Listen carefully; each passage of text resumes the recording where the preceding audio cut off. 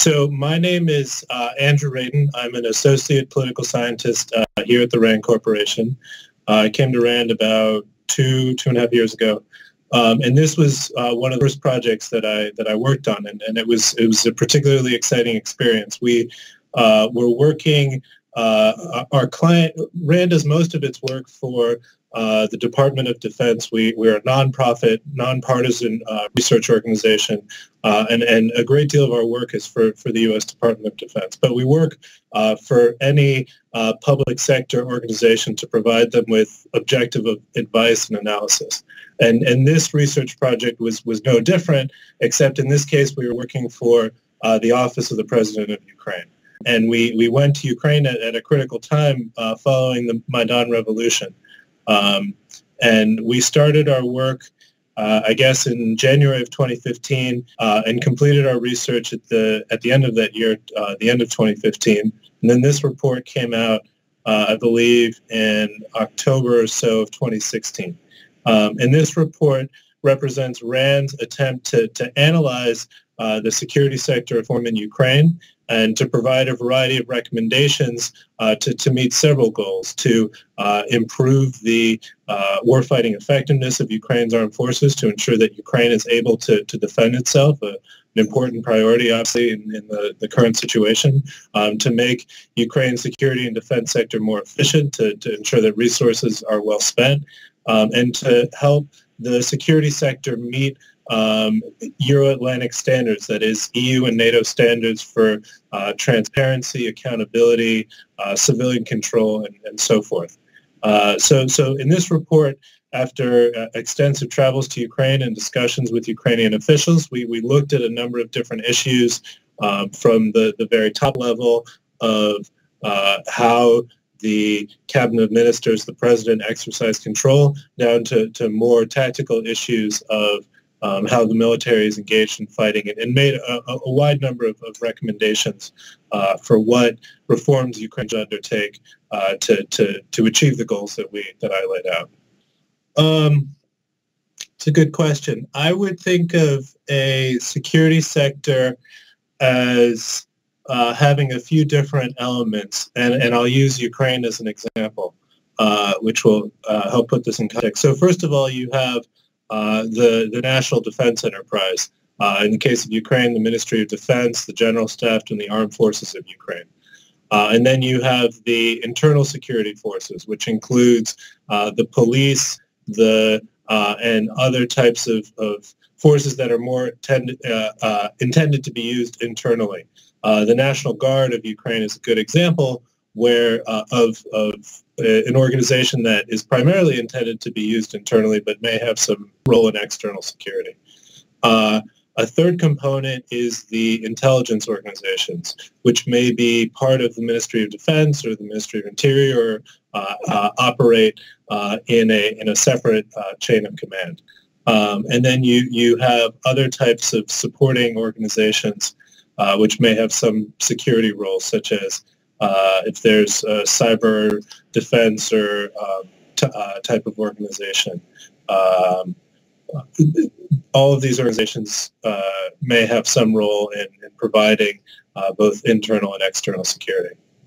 So the way that we analyzed it, we focused on the national level sets of institutions. There are academic approaches which would take a wider view of security institutions and focus more on the local and regional organizations.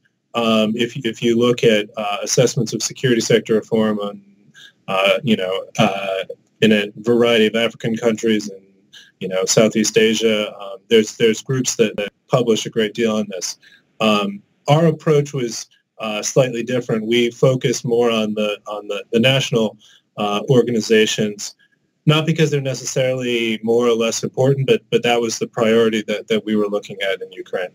So I'll say a word about our methodology, and then maybe I'll highlight 2 or 3 findings, and then we can go into more detail as you like. So our methodology is very, very simple.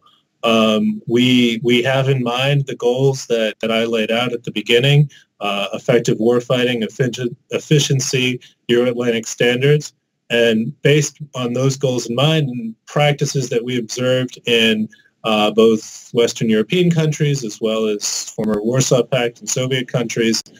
We did an assessment of different areas of Ukraine's security sector based on consultation with our contacts in the Office of the President of Ukraine. We looked at 5 different tasks. The first was to assess the overall level of coordination and sort of top-level running of the various security organizations. How does the President, the Cabinet Ministers, and other National Security and Defense Council, how do they play a role in coordinating and executing the national security of Ukraine? The next task was to look in more detail at the organization of the Ministry of Defense and the General Staff, and look at the functioning of Ukraine's armed forces and see what recommendations we could make for the structure and ways of improving it. A third task was about intelligence coordination, to look at the current structures for how the various intelligence organizations in Ukraine work together and prioritize tasks. And then we had a task on cybersecurity. And then finally, a task which I was in the lead for, which looked at military technical cooperation. So how Ukraine works with foreign partners in the area of transferring military equipment and military sales and assistance and so forth. So for each of these tasks, we have in mind our goals, and we went and spoke with a wide range of officials in the relevant bodies. We talked to them about their challenges and observations, and identified sort of key areas or issues that we thought that were necessary to make changes in, based on those problems that we observed and models that we had in our head, and things that we saw that needed to be changed or that people recommended to us. We identified a set of recommendations for making improvements. So very simply, that was our methodology. So let me describe a couple of our key recommendations and the problems we observed. So one challenge, and this is something that I think Ukraine has been struggling with for some time, is in clarifying the roles and responsibilities of the senior leadership and the senior decision bodies. Where exactly does the responsibility of the President of Ukraine for security institutions end, and where begin, and where does the Cabinet of Ministers authority begin and end? And I think there's some ambiguity in Ukraine's constitution and laws about this subject. So our recommendation here was to do a little more to clarify this, to have the President assume authority, military operational control over the Ministry of Defense and the General Staff, and otherwise that the Cabinet of Ministers would be in the lead of the other security bodies. We looked at, of the key ministries, the SBU and other organizations would continue to report to the President. A second observation has to do with the way that coordination and delegation happen in Ukraine. There's a challenge of decisions being pushed up to the highest levels of ministries, that that there isn't responsibility and authority for people at lower levels to execute decisions in a timely fashion. So I think that compounds some of the issues of coordination that stem from this higher level constitutional issue that I mentioned, and create larger scale problems of coordination and decision making at lower levels. So we had a few recommendations to address this, the simple of which is to empower the National Security and Defense Council to be better able to carry out the decisions of the President in managing the security sector. Another is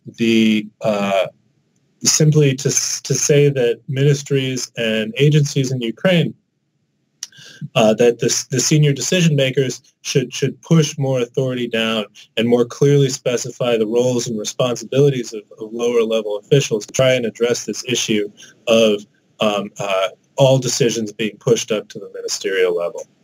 So I'll just highlight one other recommendation now, which is we looked in detail at the Ministry of Defense and the General Staff. And currently, these are two separate bodies that have different reporting chains to the president.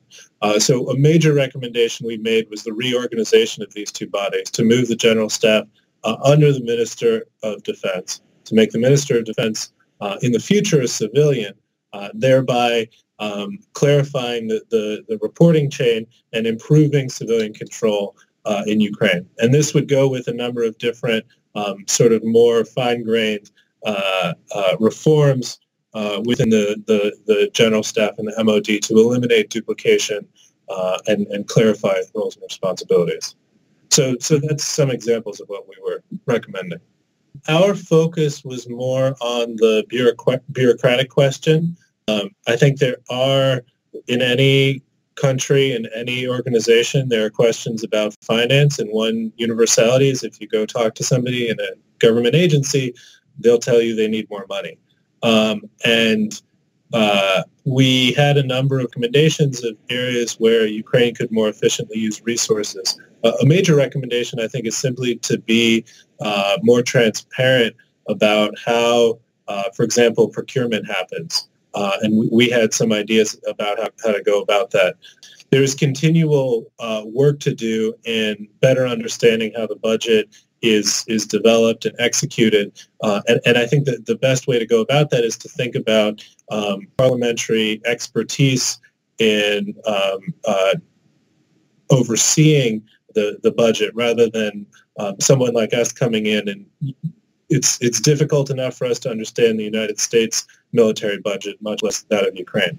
But our recommendations focused more on the bureaucratic side, based on things that we observed in these types of challenges. It's really, in part, maybe a issue of bureaucratic culture, and partly an issue of how reform in Ukraine has proceeded since the end of communism, that there's been periods where Ukraine has attempted to modernize and move towards the West and implemented some EU or NATO standards, and then periods where there was some backsliding or reversion to communist-era structures. And the result is that of this history, and I think there's a number of different complicated reasons for it, but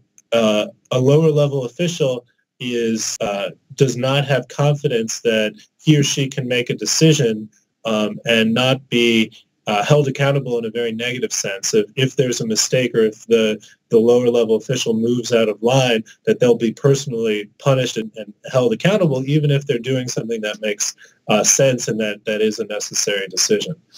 So the issue of how do you empower a colonel on the ground or a lower level official in a ministry is an important challenge, not only for Ukraine, but for a range of countries. And that's what I was trying to get at. So, yeah, I mean, at the end of communism, you have a Soviet-era structure that Ukraine inherits, and it has a Ministry of Defense and the General Staff. And then there, as you know, there were negotiations for Ukraine to relinquish its nuclear capabilities, and a long period, as in all Soviet countries, of decreased budgets. And so this, the details of the 1990s I don't know a whole lot about, but in the 2000s you see two, I think, trends that are happening in Ukraine. One is an increased desire to cooperate with NATO, and an increased desire to make particular units within the military able to work with NATO and to provide assistance and collaborate in Iraq or Afghanistan or wherever. At the same time, you see, because of the lack of budgetary resources, because of all sorts of things that are happening in Ukraine society more widely, challenges of corruption, of competition between different factions in the society, a weakening of much of the force, that there was relatively low readiness. There was, come 2014, that there was important structures that were necessary for warfighting that were no longer supplied. And an important example is logistics and the ability to provide food and water to forces. In general, there was a lack of expectation that Ukraine would be fighting on its own territory. The country went from sort of an idea that if it had to fight anybody, they'd be coming from the West, to turning around and realizing that they would have to be fighting Russia or Russian-backed separatists, their former allies. And this shift, the Ukrainian defense forces, as many people have commented on, weren't ready for it. The number that sticks in my head is, out of a ground force of 140,000, in February 2014, when the defense forces were asked to deploy, only some 6,000 people were in fact ready to deploy. So the Ministry of Defense and the General Staff are left with this Soviet legacy army with some good capabilities and some areas where there's high capability, and are left to modernize that and get that ready to fight again in the East. And then they do a good job in a number of areas. There's quite a few aspects that have, at least when I went to Ukraine in 2015, where there was dramatic improvement very quickly. But they faced a force that simply was not ready to fight the war that they were rushed into. So, that I think in a nutshell is broad strokes of the story. The cybersecurity part was not my personal focus. As you noted, there were many people who were involved in this, but and some of the events that you're talking about happened after our report much of the research was completed. But I will make, I'll say that much of our recommendations focused on where and how responsibility for particular cyber functions should be focused within Ukraine. There's ongoing discussions about whether what's the responsibility of the Ministry of Defense versus the SSS-CIP, which is this organization that has responsibility for some critical cyber functions, but used to be part of the SBU. So we looked at how to best reorganize and improve the coordination between these different bodies, and looked at a number of different more practical ways of improving the cyber capabilities of Ukraine, cyber defense capabilities, I should say. So I think that I don't have so much to tell you there other than to say that I think that this is an area where the Ukrainian government is devoting more resources and paying attention and very much recognizing the threat that they face. And like, many governments is trying to figure out exactly which bodies should have which responsibility in defending the state in this area.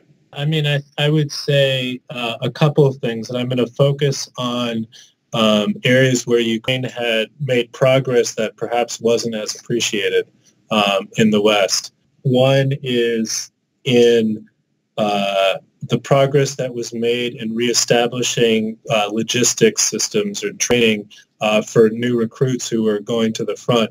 And I think there was a fair bit of bad press about how, troops weren't receiving basic supplies or that personnel weren't being trained.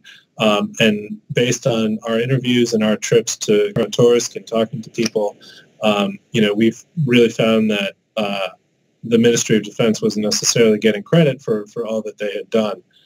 So while there was certainly areas for improvement, a good example is in the logistics system, which is still, when we looked at it, very much a paper-based system, and they didn't have a network or computers to easily share information and keep track of things. They had made a great deal of progress in ensuring that troops got what they needed. So that was one area I think that surprised us a little bit was how much progress had been made and how effective the Ukrainian fighting force had become, even with sort of a relative modicum of Western assistance at that point. So that's one. Another one I think is this is me personally. I think someone with longer experience in Ukraine was the capabilities of the Ukrainian defense industry to really be able to produce very modern equipment and to be able to arm its forces as necessary. Now, the issue that we found is that that capability is not necessarily was not being put to immediate need, was focused on exports, and there was limitations in the ability of the Ukrainian state to bring that industrial capability to bear in supporting the armed forces of Ukraine. But the fact that that capability exists, I think, puts Ukraine on much stronger footing to be able to defend itself in the future. So the last I checked, that the report had been taken very seriously by the Ukrainian government. Elements of it were accepted, incorporated into a document that was agreed upon by I believe, the National Security and Defense Council in July of last year. That included some specific language and that our recommendations had influenced. Furthermore, there's a reforms office in the Ministry of Defense that, I know, we've worked closely with some individuals there about our report, and I know that they're taking it seriously and working to implement what's useful to them. It was never our intention that this would be a copy-paste operation, that they would necessarily take everything that we said and move it into law and it would just work. It was the idea that many of these things would be considered and worked into the structures of the Ukrainian government as appropriate, and that would fuel the reform process. And I don't have day-to-day details on how much progress has been made, but my sense is that they are taking many of our recommendations seriously and where possible working to implement them. Now, I don't want to make the reform process in Ukraine sound like it's moving ahead at light speed. There's good political bureaucratic constraints on reform in any society.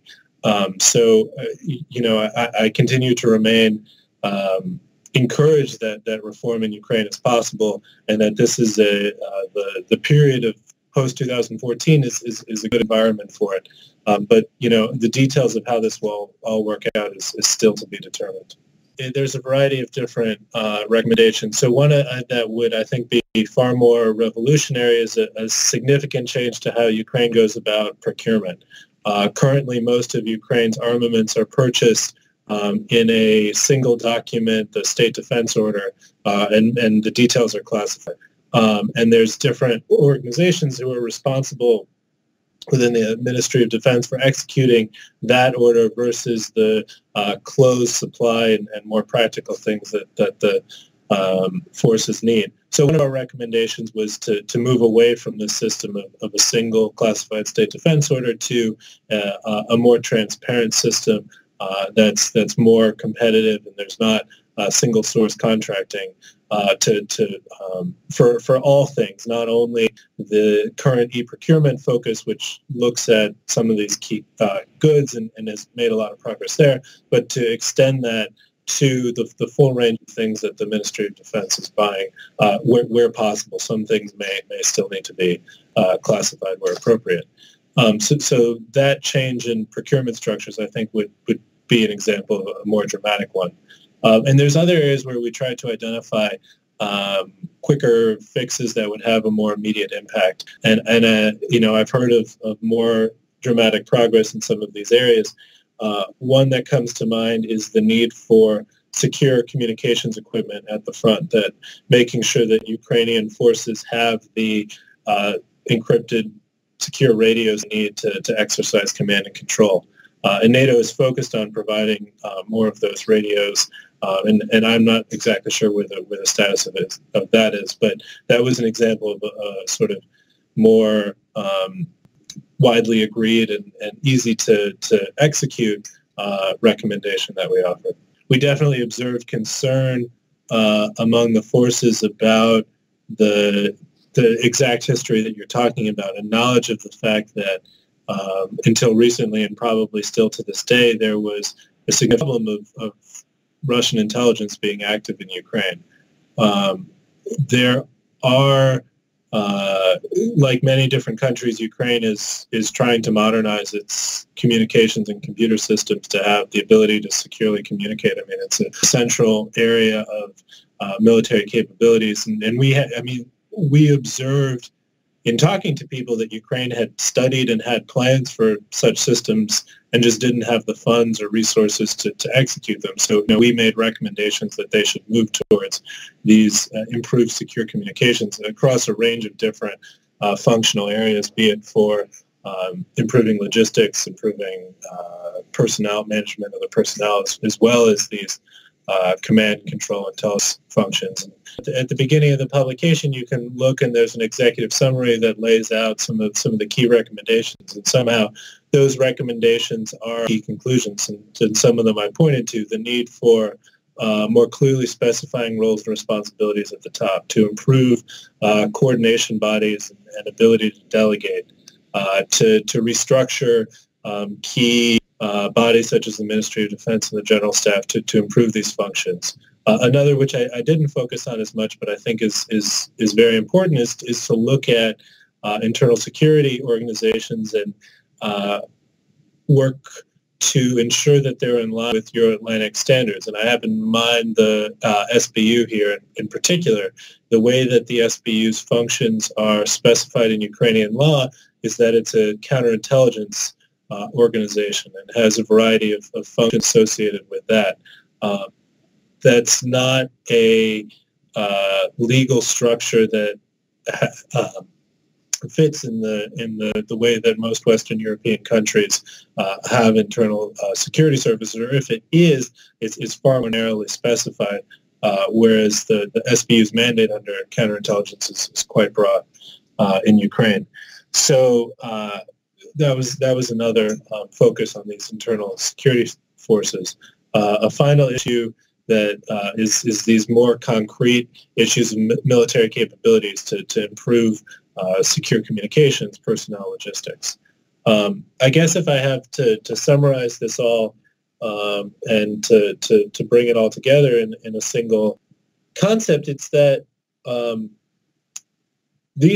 Ukraine can do a great deal on its own to improve the effectiveness, efficiency, accountability of its security sector. There is the tremendous capacity to perform very complicated things. As I mentioned, the military-industrial complex is quite capable.